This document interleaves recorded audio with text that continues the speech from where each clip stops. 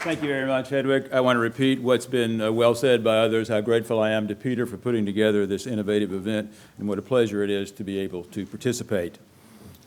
In my paper, I apply the concept of cognitive dissonance to help explain the consequences of the catastrophic defeat of Athens in 322 BCE in the Lemnian War.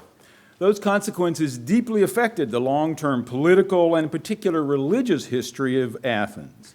Additionally, I argue that the cognitive science of religion, CSR, deepens our understanding of the development and persistence of religious beliefs about the divinization of human beings with the status of savior gods, which was the most consequential of the long-term effects of the defeat of Athens. Jennifer Larson aptly summarizes the application of CSR to the study of ancient Greek religion. Says Jennifer, CSR maintains that religious beliefs arise in connection with the normal operation of human cognitive structures shaped by natural selection. Furthermore, CSR shows that mental tools generate content which is relatively invariable across cultures. It's true, of course, as she also says, that CSR doesn't constitute the whole of an explanatory model for religion. It doesn't explain the variables that occur within the parameters set up by our mental tools. She says these are the result of the historical contingencies of culture, physical environment, and individual agency. And we've heard others talk about the issue of cultural specificity and how that applies to the cognitive science of religion. But overall, it seems legitimate to apply the theory of cognitive dissonance and CSR to Greek antiquity, as I'll try to show you in this one case from the real world. The history of the theory of cognitive dissonance begins with the study published in 1956 by Leon Festinger and his collaborators entitled When Prophecy Fails, a social and psychological study of a modern group that predicted the destruction of the world. This book describes the consequences for a mid-20th century group called the Seekers after the failure of its prophet's apocalyptic prediction. In short, most of the members responded to the disconfirmation of their belief, to which they had been very strongly committed, by revising their beliefs and then by increasing their proselytism. Festinger in 1957 followed up this field study with a book that went well beyond the cognitive consequences of failed prophecy to discuss cognitive dissonance in human experience in general and the results of controlled experiments testing the theory.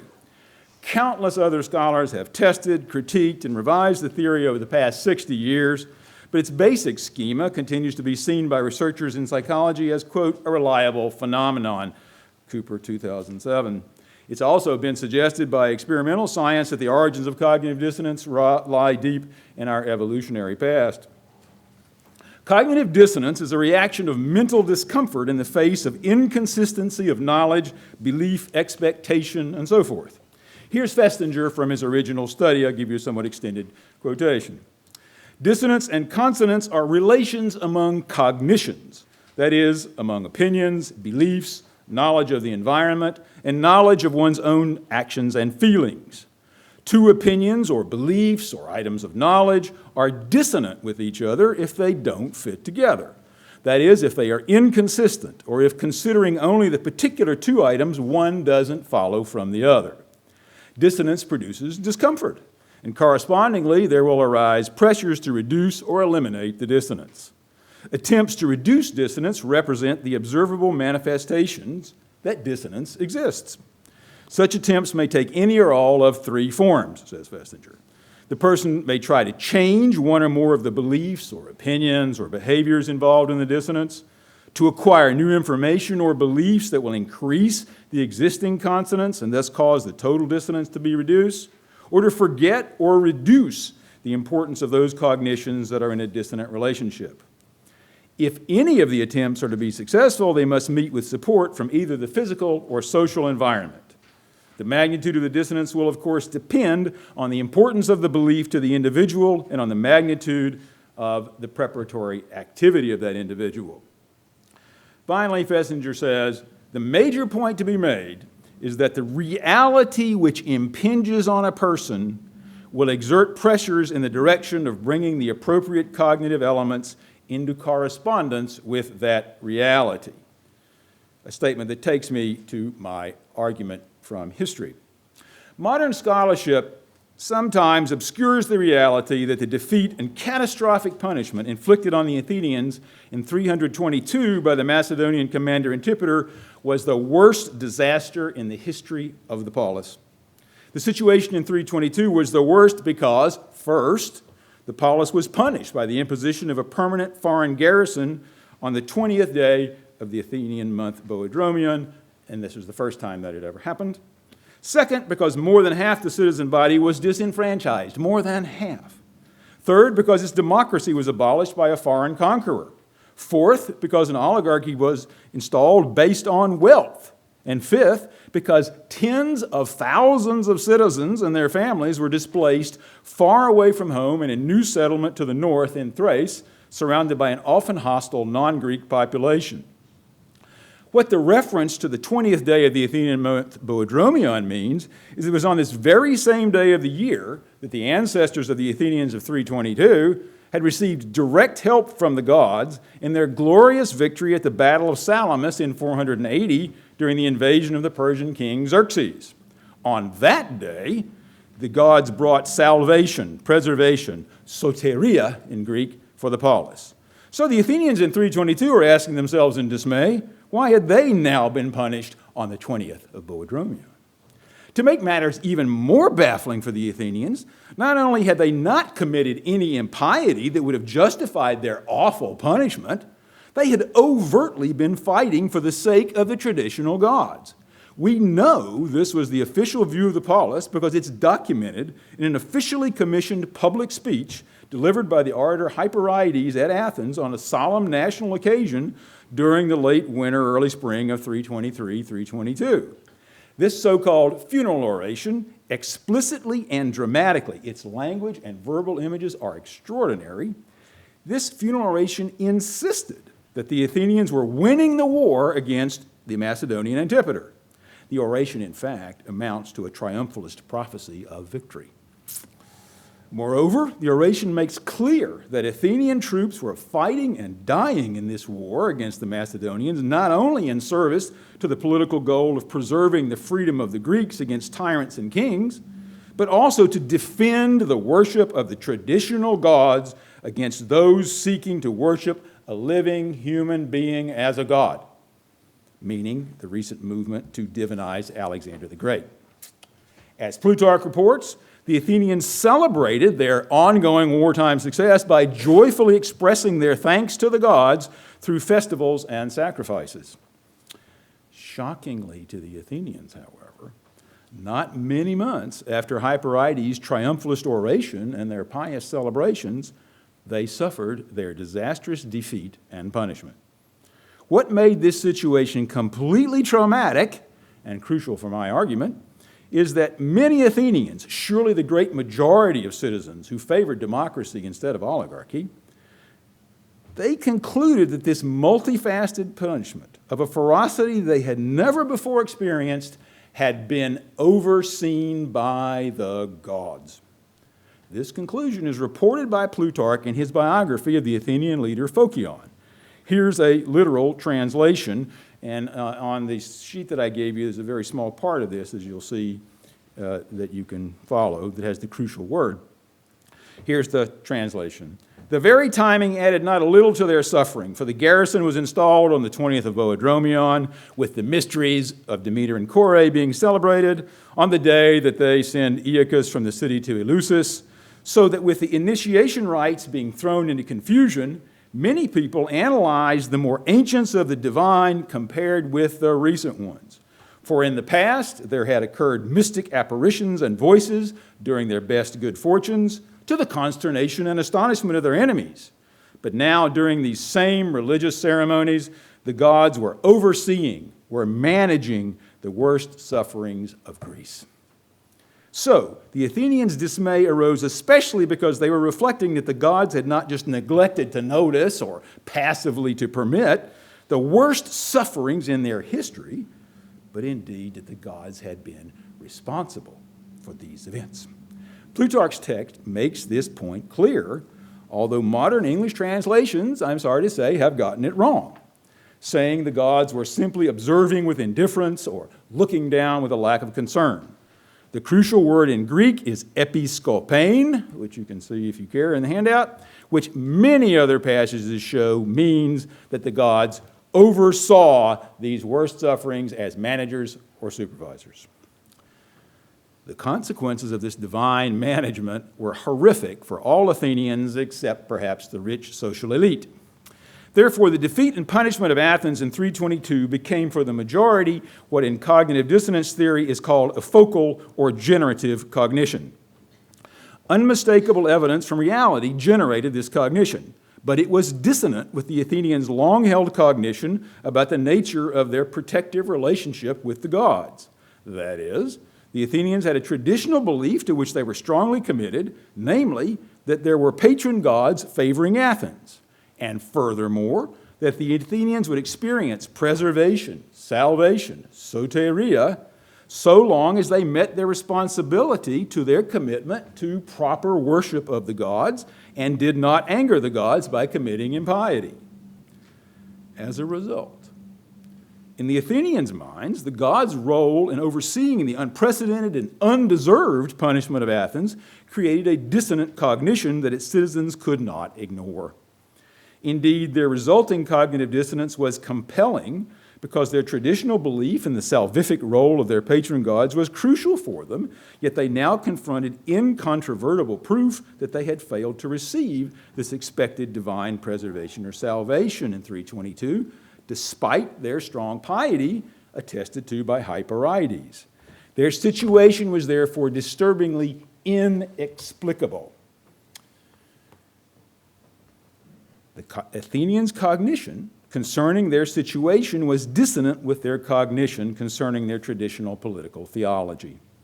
The level of their cognitive dissonance was extreme because they had been so strongly committed to their traditional belief about the role of their protective patron deities. Furthermore, their dissonant cognitions were motivational because they were relevant to one another by having prior motives associated with them. To illustrate what's meant by the term prior motives, let me repeat the often cited example in the literature of cognitive dissonance being aroused when a person who smokes tobacco is confronted with reports that smoking is dangerous to human health. The cognition corresponding to smoking, I am smoking, and the cognition corresponding to reading about lung cancer and smoking causes death from lung cancer, are relevant to one another because obvious motives interact, namely, on the one hand, to gain pleasure from smoking, and on the other, to avoid painful death, as there are other possible motives as well, of course, as the researchers point out. In the Athenians' case, the prior motive associated with the cognition that they were not entirely on their own in an uncertain and dangerous cosmos gave them assurance that they would not suffer destruction. When confronted with the obverse of their original cognition in 322, the Athenians experienced a high level of dissonance because they were confronted with incontestable evidence, to use a term from the research, that disconfirmed a belief to which they were strongly committed. The Athenians' motive in expecting preservation and salvation was therefore thwarted unless they somehow reduced or resolved their cognitive dissonance. So, how did the Athenians go about reducing dissonance? The undeniable nature of their current reality meant that they emphatically did not have the option of not thinking about the dissonant relations, which is one possibility. The Athenians really had only one option, to add consonant cognitions,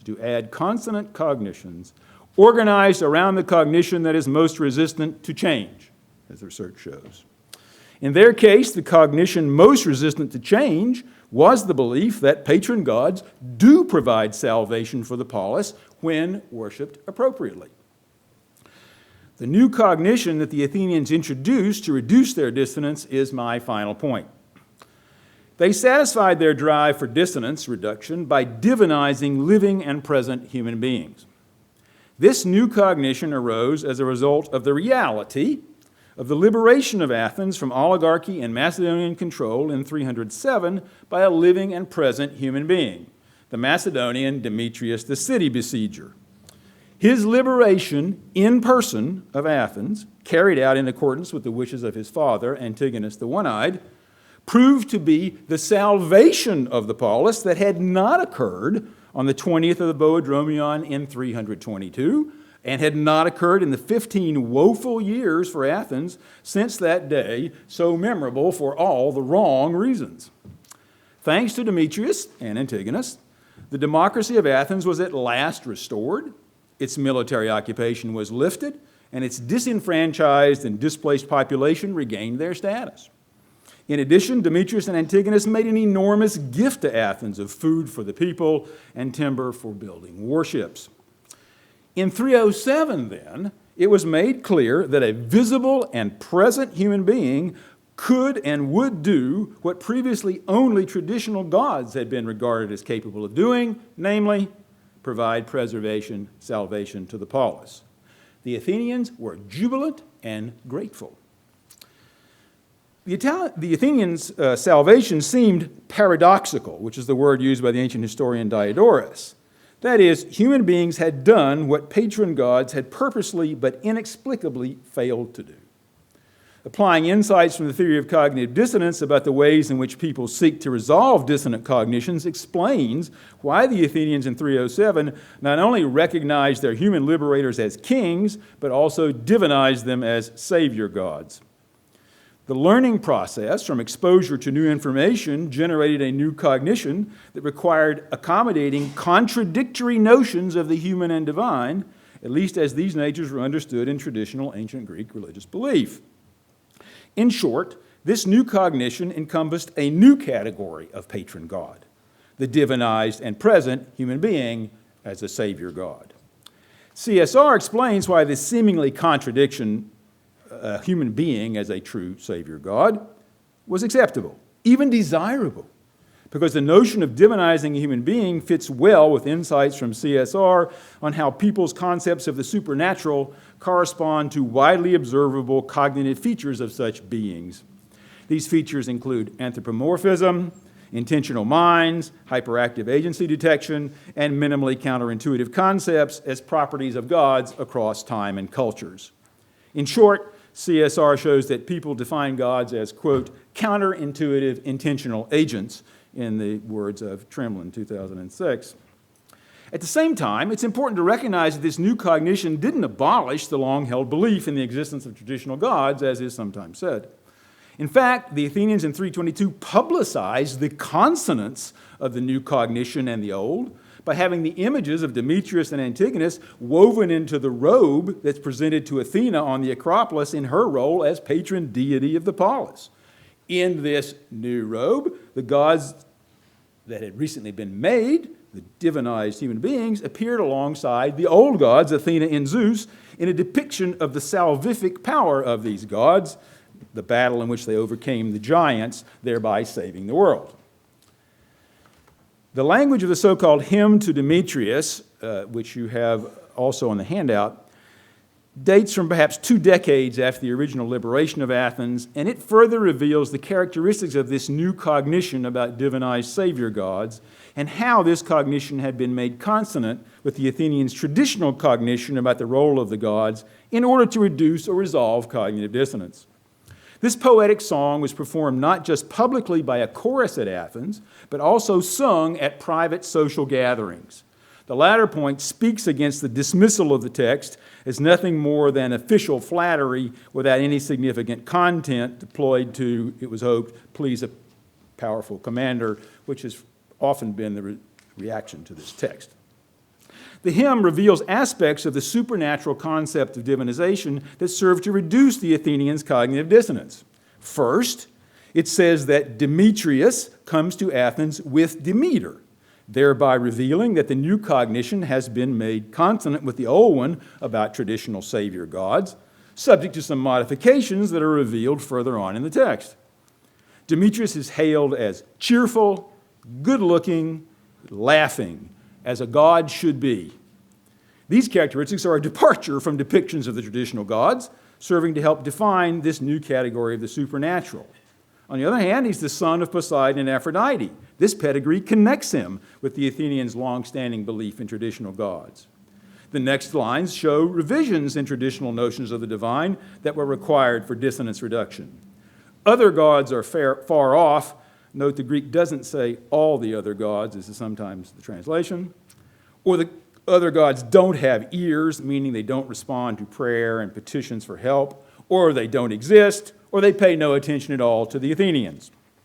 He, Demetrius, is visible, being present, not made of wood or stone, but true. The Athenians pray to him who is beloved and in charge. That this new kind of God can and will answer the Athenians' prayer by bringing them preservation, salvation, soteria, is the clear expectation. To conclude, the late 4th century Athenians faced a belief crisis caused by frustrated or disconfirmed beliefs. The theory of cognitive dissonance explains the Athenians' reaction to this religious crisis by its applicability to social groups who create content change in their beliefs, a phenomenon, for example, well described by Uri Wernick in his study of early Christianity. Laboratory experiments on cognitive dissonance suggest that it's not surprising that this new cognition of the divinization of living human beings as savior gods persisted. This theory states that, quote, the longevity of dissonance reduction efforts depends largely on whether or not the circumstances of dissonance arousal lend themselves to a continued salience. Wickland and Brame, 1976. Well, continued salience was certainly the case regarding salvation, preservation, and the politics and religion of Hellenistic Athens in particular, and the Eastern Mediterranean Hellenistic Greek world in general. Over the long term, this new cognition evolved, this divinization of living, present, visible human beings. It evolved soon into cult for the rulers of temporal kingdoms and later into worship of the ruler of a spiritual kingdom. It also competed with Epicurean philosophy. As this case study today from the real world, to echo what Leon Festinger said in his retrospective address about his career as the originator of cognitive science and calling for more studies of cognitive dissonance in the real world. I'm sorry, the founder of cognitive dissonance. Festinger's theory, in particular cognitive science of religion in general, opened up new horizons in classics for understanding the development and history of these enduring religious phenomena that have greatly affected our world. Thank you very much.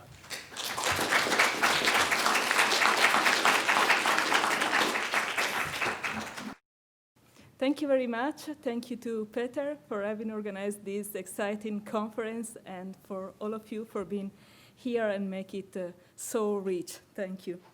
So what I wanted to do today is to introduce some notion coming from the extended cognition hypothesis and distributed cognition hypothesis to frame Socratic dialogue.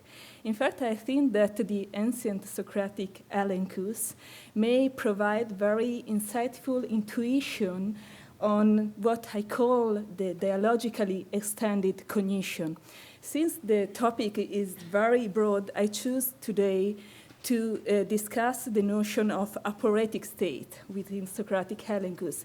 And I will point on the role of shame in it. In fact, one of my goals is to show the role of the epistemic emotion within this kind of social interaction. But first of all, I have to introduce some theoretical framework for the project. And thus here you can see one quotation from Clark and Chalmers from the Pioneer article of 1998. And this quotation for me is important because it shows that language, here understood as a symbolic tool, is a way of extension in the brain-to-brain coupling. But more is the socially extended cognition hypothesis that is, after Clark and Chalmers, we had the second wave on extended cognition by Ranieri, Sutton, and others that try to stress the interactive model on extended cognition. And then we had the third wave that was developed by Sean Gallagher and Dan Zavi, that is called the socially extended cognition, that want to stress how the embodied intersubjective interaction, so the whole experience of the subject has an epistemic role in this kind of cognition. So are not just a brain-to-brain coupling, but are a coupling among unified whole subject. This kind of research has then produced also other works, for example, Alva Noe speaking about extended consciousness and so on, but I cannot speak about it today. So for me, it's important dialogically extended cognition. We have some studies from cognitive science. Here I quoted two from Fusaroli and colleagues. They are important because they show us that it is exactly in dialogical interaction where we find this specific kind of coordination and alignment through verbal language. So we have some studies about this alignment within bodies. So as to do also what the question that I did before about dancing and music, etc. These studies show that this alignment can be attained also in the logical and verbal dimension of a dialogical philosophical inquiry. So there is this kind of conceptual alignment among interlocutors. Here, these researches are based on dyadic interaction. What I'm trying to do is to show how it works also in the so-called we reasoning, the reasoning among a group. And so for this is important, the theory of distributed cognition. So in Edinburgh, what we try to do is to do this distinction. So use the word extension, so extended cognition, when we are speaking about the extension in objects. And using the word distributed cognition when the extension appear in other subjects, so in the intersubjective domain. And this has to do with also these very pioneer books on the field by Athens, Cognition in the Wild, where he explained, he took the case of the naval US Navy, where the member of this group have to pursue together a common task. And what is important here that is pursuing this common task, there is a complementarity of action. So there is a very important role performed by difference of different functions that are combined together and permitted to pursue this collective commitment. So I take this idea of complementarity also within dialogical inquiry. Because in a dialogical inquiry, we need to have this power of differences that are complementary each other for reach a cognitive achievement. And what is important that in the distributed cognition model is stress that this achievement is both for the single agent and both for the group. So it's gainful for the two point of view.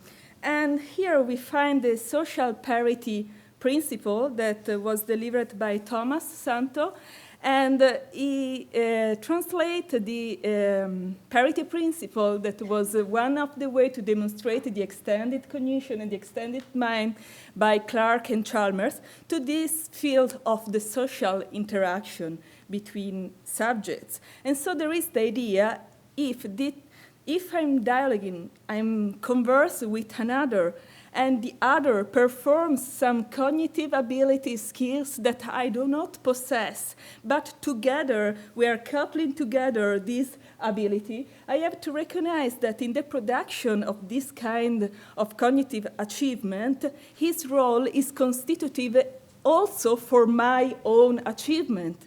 Okay? This is very important for me because it shows that knowledge or understanding that is reached through dialogue is not to belong only to me or to you, but belong to us, to this new field of the collective group that is not just a sum of the two of us, but is something new. And so this is my proposal on dialogical extended cognition or dialogical distributed cognition. So I stress that we are jointly committed to acquire knowledge together. Thus, we decide to take part of a dialogical inquiry in which our affective and cognitive abilities are distributed in order to attain the task of our epistemic group.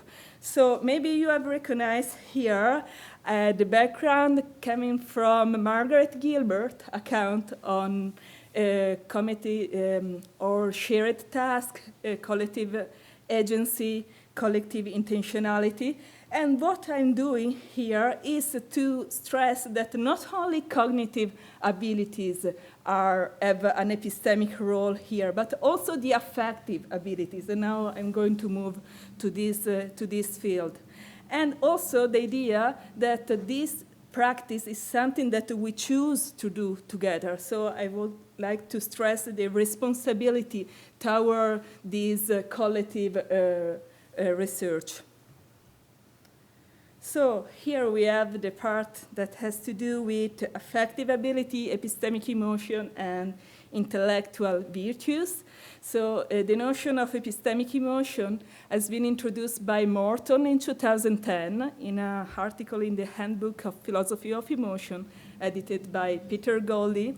Before was discussed by Stokers and others, and of course, I think that also in the medieval philosophy and in the ancient philosophy, we have many, many examples of epistemic emotion, and I will show you later. One of my theses is that the epistemic emotion, so those emotions that has to do with knowledge, but this is so broad, this definition. So those emotions that help knowledge, that are as the building blocks of our knowledge together, are the building blocks of the intellectual virtues. And intellectual virtues are more recognized in social epistemology.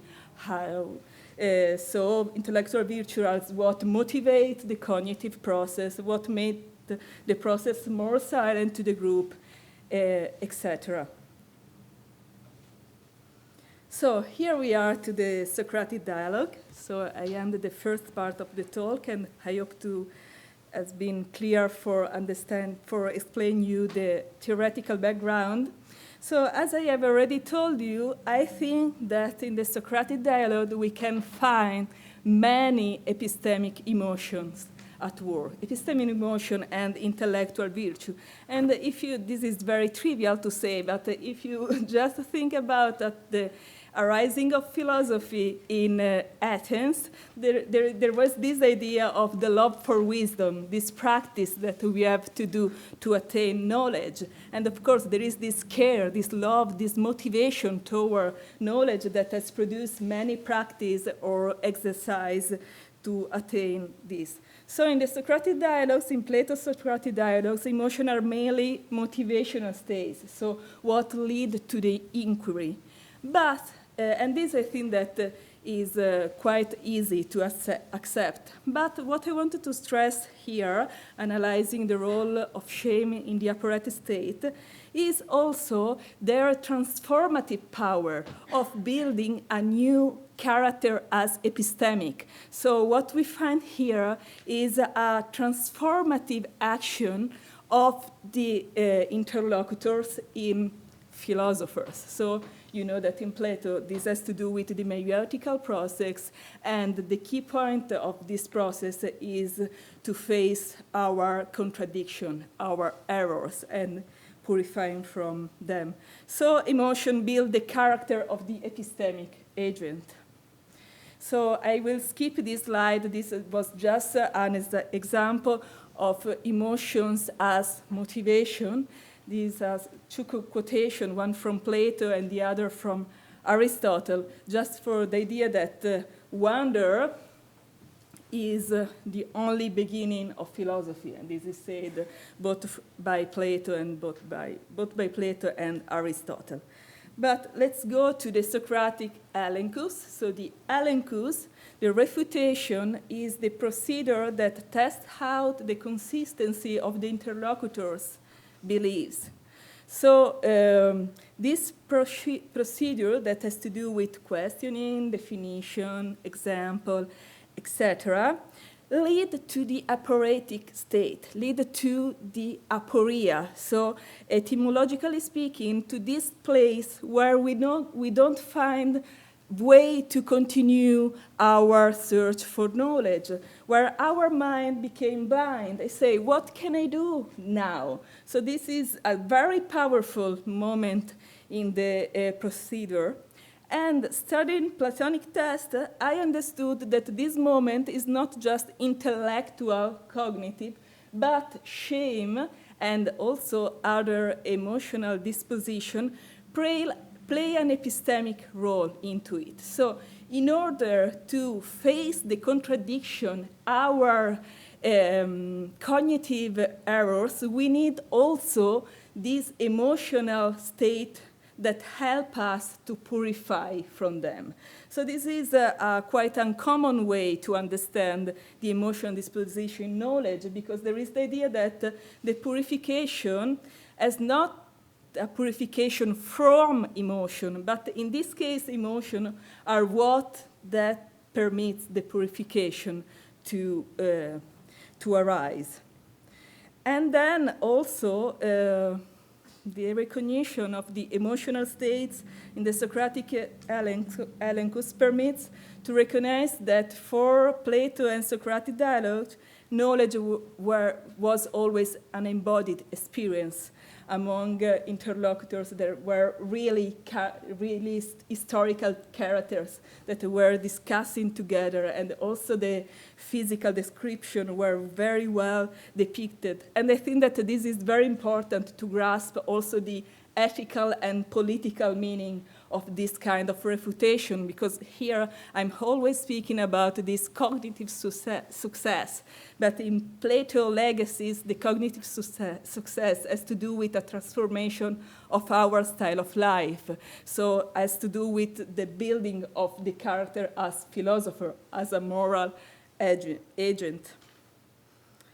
So aporetic states and dialogical inquiry, this I have already said this idea, but I stress it even more, the idea that the aporetic states need a cognitive and psychological procedure together, and so the importance of the feeling of shame, because the aporetic state, this is my definition, are cognitively motivational state prompted by Socrates' strategies. So here we have one quotation from the Sophist, is the sixth definition of the Sophist, that for me is very important. I take this quotation as an exemplum of Socratic method. We can discuss about this, but I think that this is well depict what Socrates, as a purifier of the soul, was doing with his interlocutors. So there is the first step, that is the idea to show the contradiction in the process, so the fallacies, the errors. And then produce, you see, he, seeing this, is angry with himself and grows gentle towards others. And thus is entirely delivered from great prejudice and harsh notions. And this is a purification of the soul. The word is exactly catharsis, okay? So it's the cleansing and the purification of the soul, because this is said that from a refutation, the interlocutors learns modesty. Here is translated modesty, but the Greek word is aiskine, that you know is an intellectual virtue, and in Latin will be the pudor. So has to do with this recognition of our inferiority in front of something that is divine. Here I'm referring to Hesiod, of course. So there is the idea that he must be purged of his prejudice first and made to think that he knows only what he knows and no more. Here there is also the comparison with the medical practice.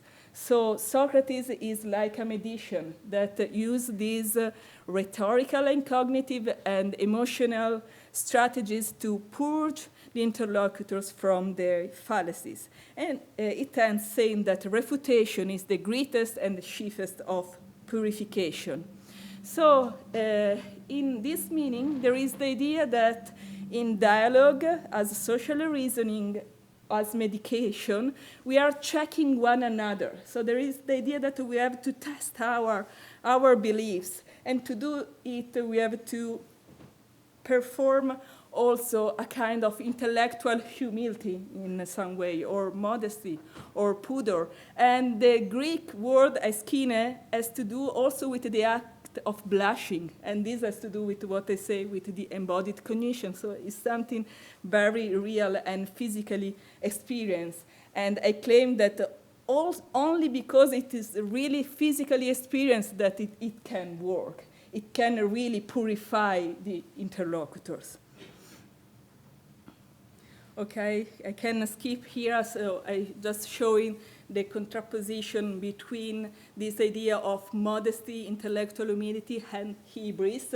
So the idea that the feeling of shame is to recognize our inferiority. And this, of course, has to do a lot with the Socratic idea that we don't know anything, the skepticism, etc., etc. But I cannot say something more about this.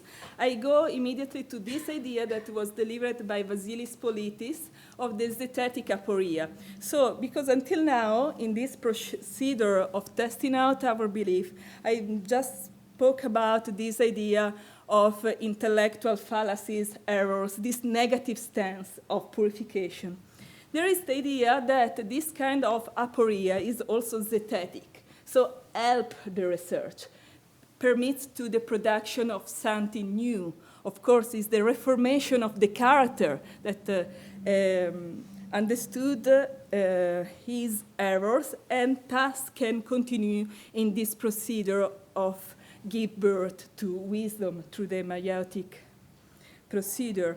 And so Politis say that this roadblock that is the meaning of aporia is also a breakthrough, and is referring to Aristotle saying this, but he argued that we can find it also in Socratic Elenchus. So here I would like to stress this idea of social reasoning, of the we reasoning. So the question can be also, but we really need others to pursue this kind of purification. May I do it by myself? Why Socrates has to look for someone and do it, and why this someone has to find the other?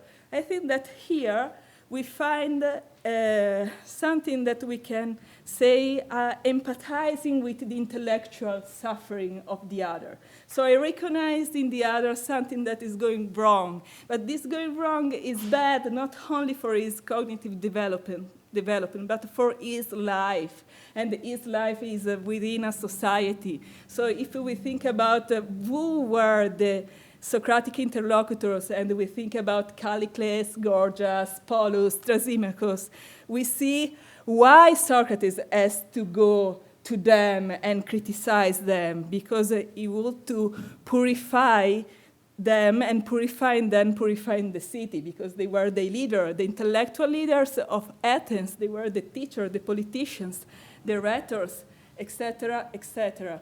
So, and this is my last point, there is the idea also of a purification of the public. So here I take as an hypothesis the idea that Socratic Dialogue written by Plato were written in public.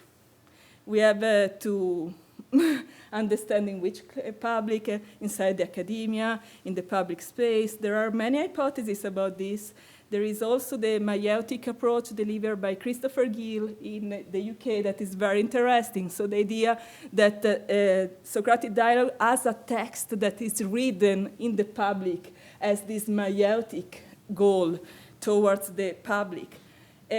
What I want to stress here is that this kind of purification just not happen in the head of every single interlocutors, but is extended in the way that is not just sharing or collective, but the other are necessary in order to reach the aporetic state. The other as interlocutors and public, because they are and now we can see this idea, that permits to maximize the aporetic state, to function as a resonator. If we take, for example, the idea of shame, we know that shame is a social emotion. I cannot be ashamed by myself. I need another that sees me, and thus I became red, I blush, because there is another that sees my inferiority. So if we are in this social dimension of dialogue,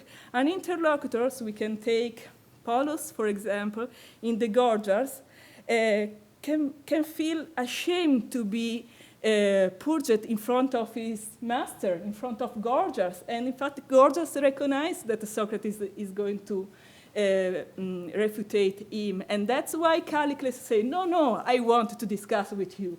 For me, it's not a problem to be refuted in front of the public. So if we take Paulus, there is this idea of shame. He cannot be ashamed in front of the other. But Callicles say, yes, don't worry. For me, it's not a problem to be refuted in front of the public. I don't mind.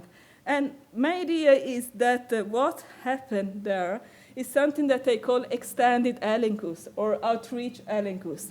The idea that Socrates, refuting Callicles, in reality is addressing a message to the public, saying, please see which kind of politics we have now. They are bad. We have to change our constitution.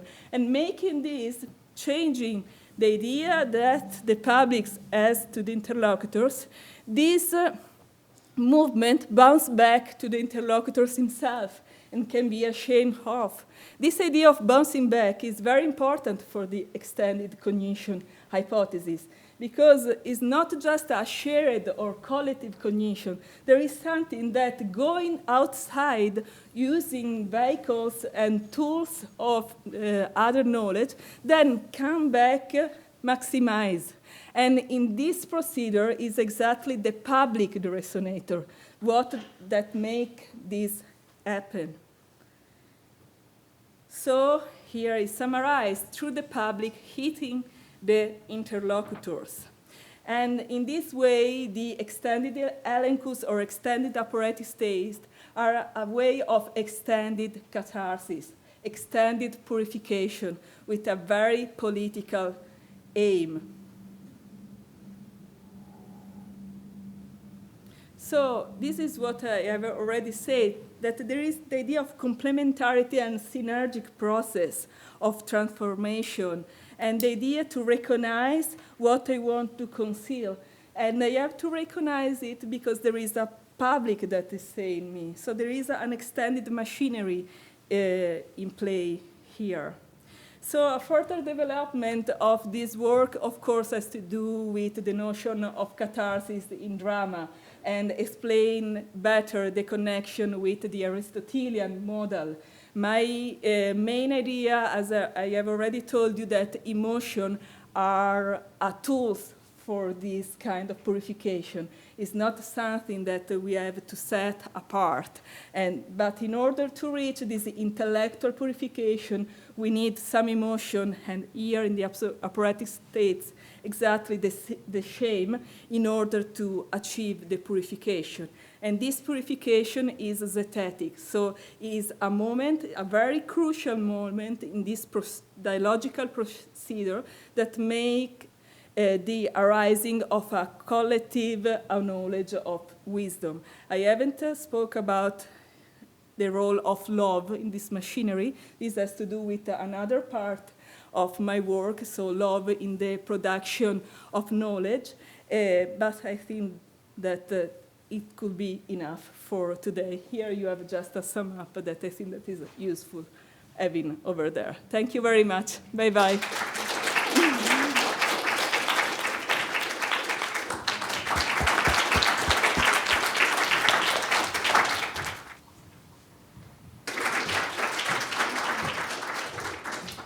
Thank you very much. Let me just spend a moment getting this PowerPoint up.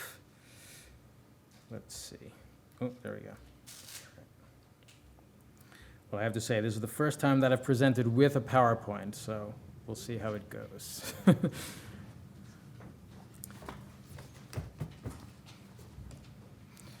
Let me just start again by thanking Peter and all of you. It's nice to see some old friends and also to meet some new ones, so I'm very happy to be here. And let me begin. Okay, in my talk today, I would like to present some aspects of an approach to the study of Roman culture that combines theories of the so-called second-generation cognitive sciences, in particular the theory of image schemas, Lacoffian conceptual metaphor theory, and the theory of folk mental models, under a perspective that aims to privilege the native's point of view in ethnographic description. This approach, what I call Roman cultural semantics, it's there on the screen in big letters, takes metaphor as a basic unit of analysis and seeks to reconstruct from patterns of conventionalized figurative expression in Latin the sorts of conceptual models that organize Roman society's symbolic activities at large. In a word, its culture. As I see it, the value of such an approach rests in its providing a way to describe, in a scientifically validated and cognitively realistic way, what is regular and systematic about Latin speakers' meaning-making, and to explain how their language, thought, and behavior across disparate aspects of life come together as a coherent signifying order. By showing how human universal structures and processes of conceptualization provide the scaffolding for cultural specific ways of having the world, such an approach, in my view, affords exactly the sort of eidic framework that can enable an emic accounting of a Roman worldview, especially when it includes a comparative perspective that highlights how different languages and cultures capture the same in scare quotes, the same concept through different metaphorical imagery. But what does a cultural semantics look like? As I have been developing it, this approach adopts an explicitly experientialist theory of cognition and language, committed to the idea that for human beings, our thinking, and thus also our language use, depends fundamentally on the kind of brain we possess, functioning in the kind of body we have, in the kinds of physical, social, and cultural environments we typically inhabit, or have historically inhabited. In other words, it is one that views concepts as embodied mental representations, which derive their meaning not through their correspondence to objects in external reality, but through their link to conceptualizing, to human conceptualizing capacities and psychological functions, which are grounded in and deeply constrained by our bodily nature, as well as by the local and global sociocultural context. It is therefore one that takes a middle ground between, on the one hand, the strong representationalism and functionalism of the classical Cartesian computational theory of mind in philosophy, and Turing-esque good old-fashioned artificial intelligence, that's GOFI. That is, any notion that human thought consists in the syntactical manipulation of implementation-independent abstract symbol systems that mentally represent the structures of an objectively existing physical world to the mind, and on the other, the radical embodiment of an action theorist like Humberto Maturana and Francesco Varela, which proposes a view of cognition as the effect of flat brain-body environment systems, and which in its strongest form sees no need for mental representations whatsoever for implementing intelligent behavior. As a moderately embodied theory of cognition, experientialism implies a very different account of meaning than that found in traditional philosophical and linguistic semantics. An experientialist semantics rejects truth-conditional theories of meaning, which take an utterance's meaning to be the set of conditions in the world, or in any possible world, for which the utterance can be said to be true. Moving beyond the view of defining categories by lists of necessary and sufficient features, it adopts a theory of categorization that recognizes concepts that are characterized by non-objective human perceptual, interactional, or purposive properties. In this view, word meaning is in fact not reducible at all to symbols expressed in amodal propositional format and arbitrarily linked to their reference.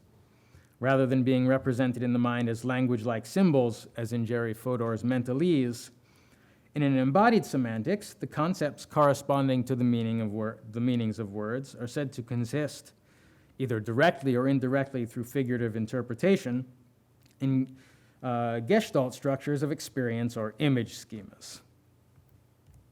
There we go. An image schema in this theory is a highly abstract structure of cognition that emerges through human perceptual and sensory motor interaction with the world.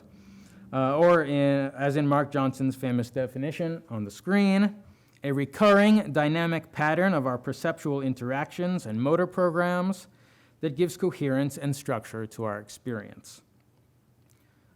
As representational structures that are analogs of, because supervening on the same neural architecture as sensory motor perception, and thus open to visual and kinesthetic transformation in the mind's eye, image schemas are very likely actually constitute the inferential patterns that motivate the range of senses typically characterizing the meanings of words.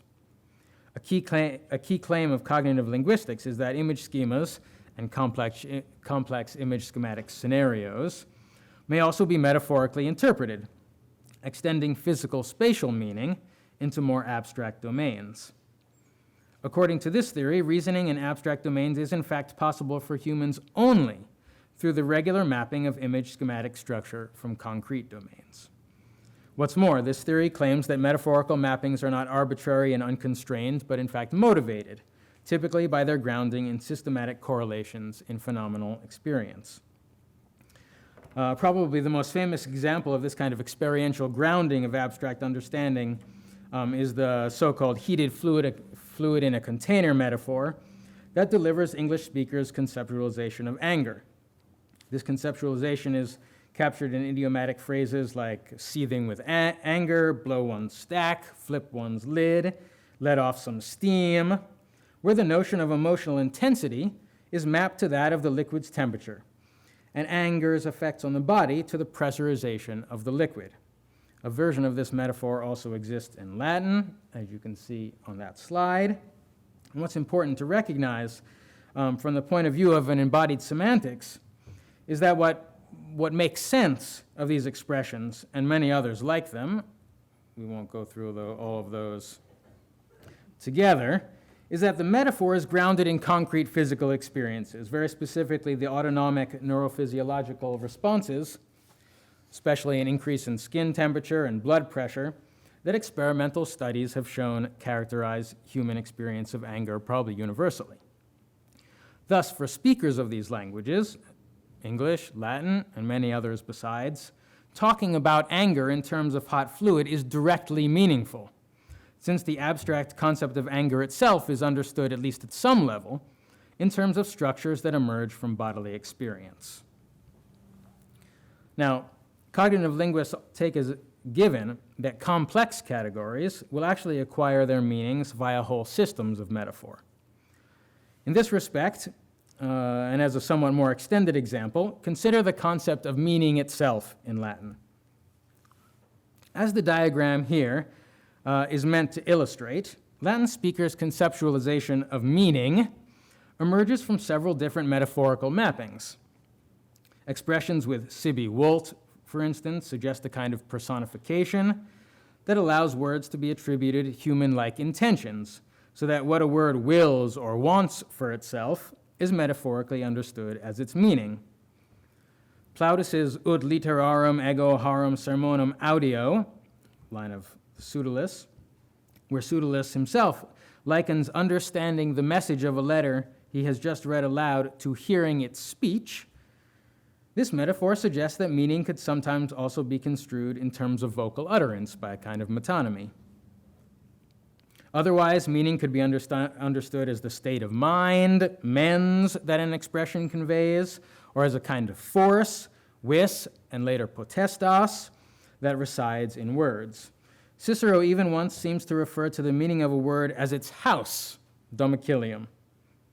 At the same time, significatio or significatus, the preferred jargon term of the Latin grammarians, may employ the image of marking or stamping or branding, or through a kind of military metaphor, that of a banner or standard, to describe the relation of a word to its meaning.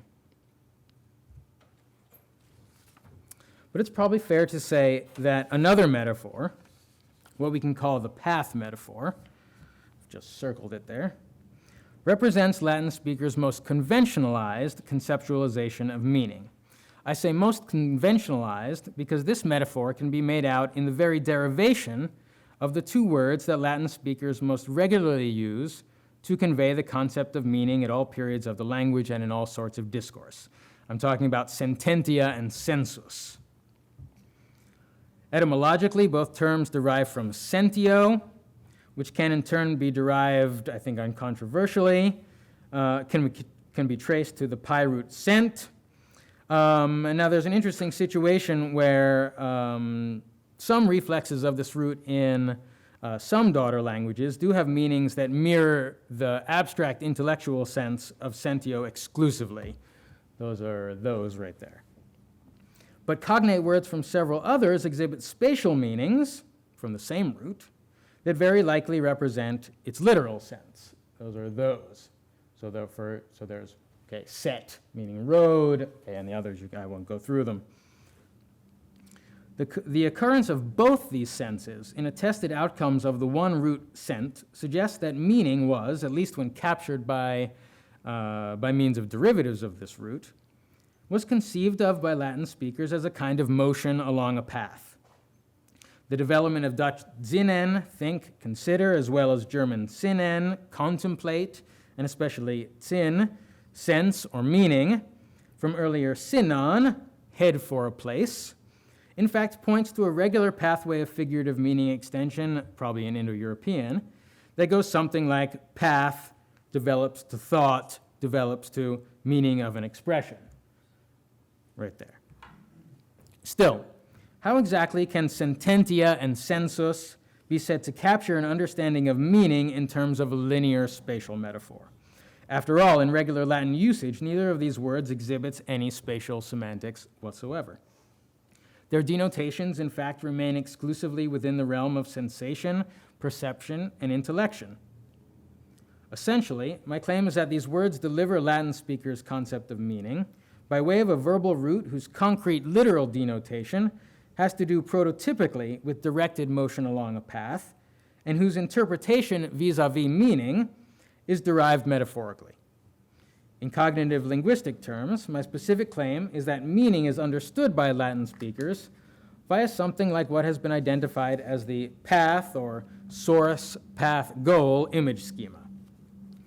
An image schema that, in Mark Johnson's description, emerges from our primary experience of learning to focus on and track objects moving through our visual field, as well as from repeated bodily activities beginning in infancy that involve intentional movement from one location to another, reaching for a toy, crawling, walking, running toward a caregiver, or indeed traversing space to reach any desired destination. As a cognitive representation that generalizes over these and myriad similar activities, the path schema organizes and makes sense of experience by affording a certain conceptual structure or topology to perceptions, images, and events. This structure can be seen represented as on the slide, where the schema consists of a moving entity or trajector, that's what's marked as TR, that traces a linear path from a source point to a fixed endpoint.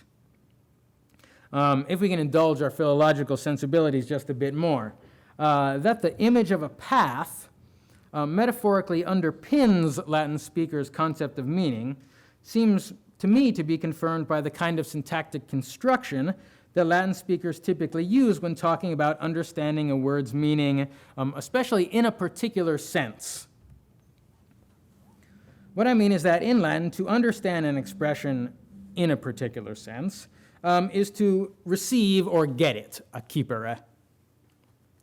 Sometimes acquipere is accompanied by an adverb specifying the manner of interpretation, recte, generaliter, specialiter. Elsewhere, a prepositional phrase consisting of in or ad plus sententiam, or sometimes mentem, or even partem, can be used, as in the examples I've shown there. What I think is telling about this construction is that when Latin speakers want to stipulate the particular sense in which a word is to be interpreted, they seem to turn almost reflexively to an overtly spatial construal that once more represents the meaning of something as linear motion to or towards a place. I think, in fact, partem there is shows that particularly well. Additional confirmation may come from Latin speakers' concept of an interpreter or translator, namely interpres. If, on the one hand, this word's formation from pret indicates that meaning could be understood metaphorically in terms of commercial price, that is, a translator is someone who negotiates the figurative value of utterances between two languages. On the other hand, inter, again, appears to evoke a spatial, lineal construal of meaning. Expressions like Cicero's, where the image of meaning as a linear spatial motion is encoded in the semantics of trahere quo, to drag, okay, and abducere, to drag away from, imply that the metaphor formed part of Latin speakers' unconscious way of reasoning about and representing this domain, beyond its most conventionalized manifestations in sententia and sensus. Functioning is what I would suggest is Latin speakers' largely automatic operating theory of just how things work vis-a-vis meaning. The linear spatial metaphor can be seen to have organizing effects on culture at large. These organizing effects can be most easily detected, I think, in how the metaphor structures not only Latin's concepts of multiplicity of meaning in language, that is, ambiguity, but also how Latin speakers actually value multiplicity of meaning, so functions as a kind of basis for this more developed concept of ambiguity. As Claude Moussy has shown, Latin's normal way of conveying the concept of ambiguity is given by forms derived from ambag or ambig, okay?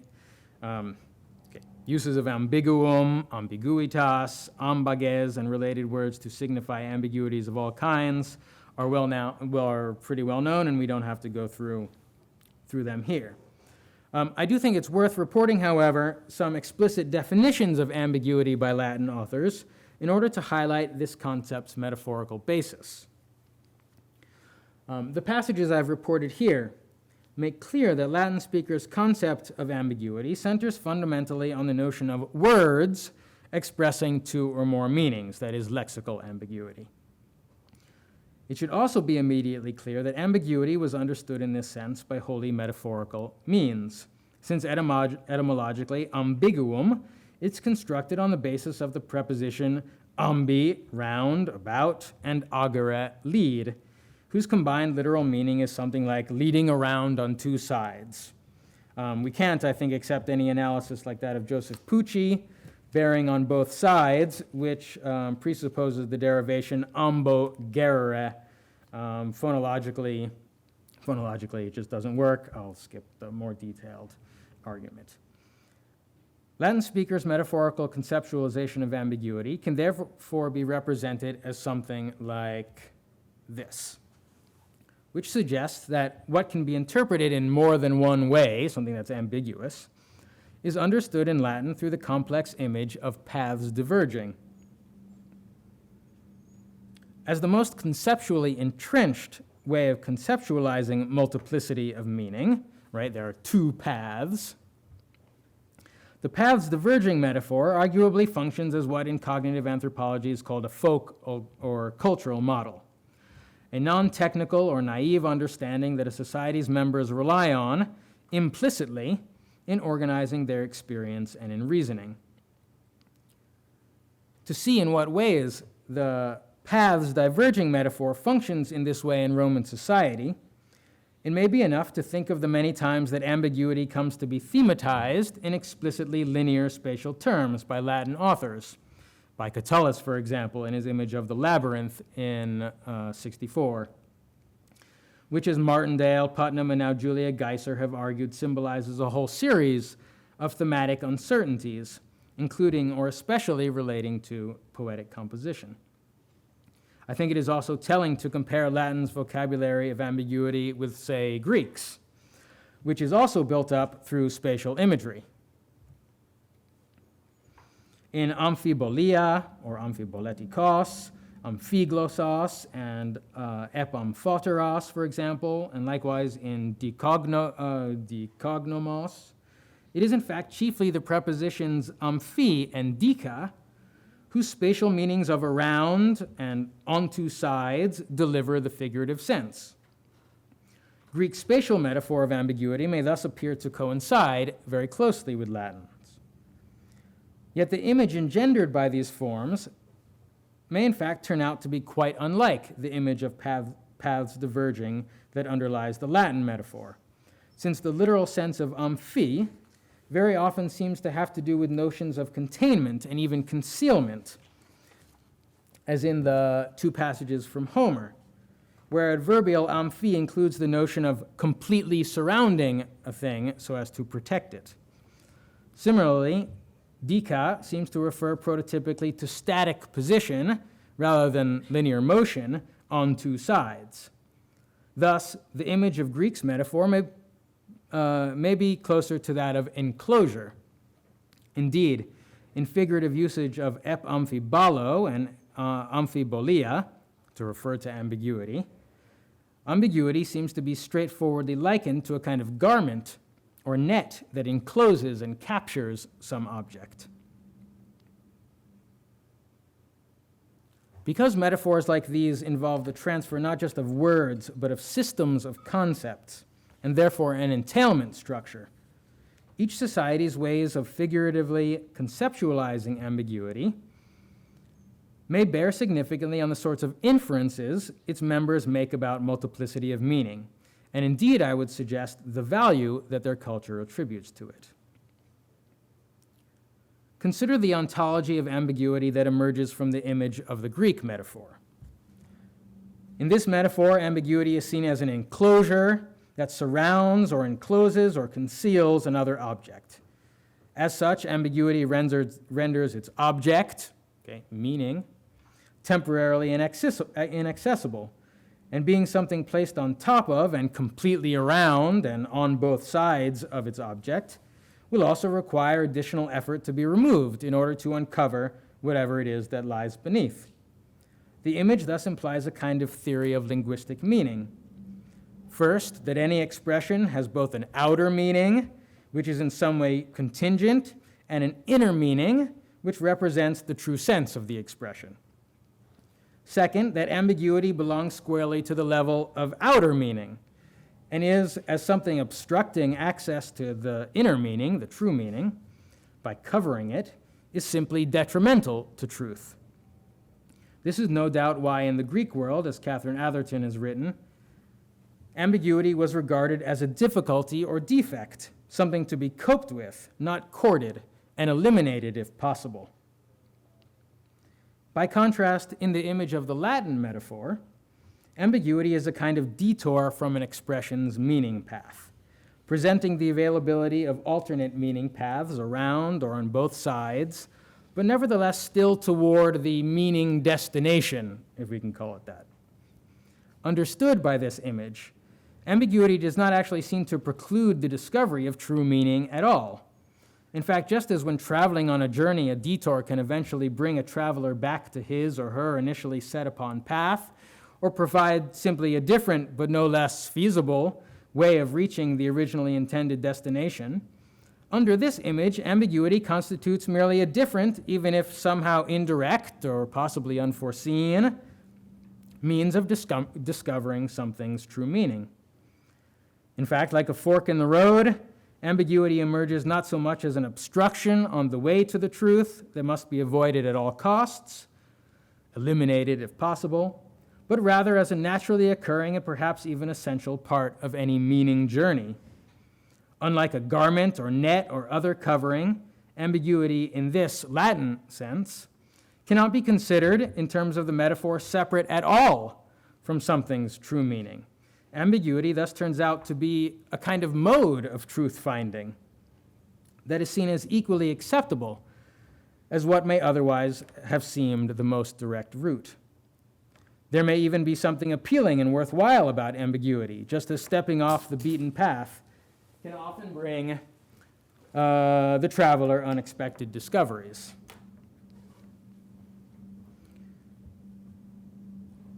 So what makes this metaphor a cultural model and not just a linguistic curiosity, and here I'm coming very near to the end of my paper, is that the theory of ambiguity implied by the image of paths diverging, that ambiguity is in no way or not necessarily preclusive of something's true meaning, appears to characterize Roman society's default ways of valuing ambiguity across different areas of social life. We know that Roman authors, far from avoiding this kind of interpretive uncertainty, frequently employed ambiguity as a part of their imaginative literary expression. I've already mentioned Catullus. As Karl Galinsky has written, the Romans' concept of ambiguitas is more akin to a polysemy which is deployed quite intentionally, and not just by the poets. But ambiguity was also an essential element of Roman religious thought, actually typifying belief about the nature of divinity. Almost any god could be at the same time represented as singular or plural. Think of the Catullin Veneres, or even as male or female. A linguistic ambiguity pointing up the fact that the gods defy humanly defined categories. Ambiguity even had its own patron saint in the figure of the god Vertumnus, who captured the very idea of multiplicity of meaning. Ambiguity also characterizes certain distinctly Roman ritual formulas, like sive Deus, sive Dea, and sive quo alio nomine faces nominare, or sive mas, sive femina, which function as hedges against human fallibility or ignorance. In circumstances where a single mistake in the performance of religious and juridical acts was believed to render them invalid, actually introducing ambiguity, whether a god or a goddess, or by whatever other name it is lawful to call you, whether male or female, may actually have helped, in some sense, guarantee the correctness of an utterance by opening up simultaneously multiple possible understandings of a truth, the divinity's identity, that lies outside the speaker's own interpretive competence. Far from obscuring an utterance's true meaning, who is the real addressee of this prayer, the ambiguity of these formulas actually enables their ritual efficacy. We also know that Roman society introduced ambiguities of identity between master and slave and public and private in festival contexts, especially in the role inversions of the Saturnalia and the Compitalia. And such welcoming of ambiguity in so many circumstances indicates that Latin speakers appreciated multiplicity of meaning as a feature of their symbolic world generally, viewing it as not only not inconsistent with, but also in fact determinative of a kind of truth, not only in keeping with, but I have suggested indeed as a direct entailment of their metaphorical understanding of this concept in terms of paths diverging. Thank you.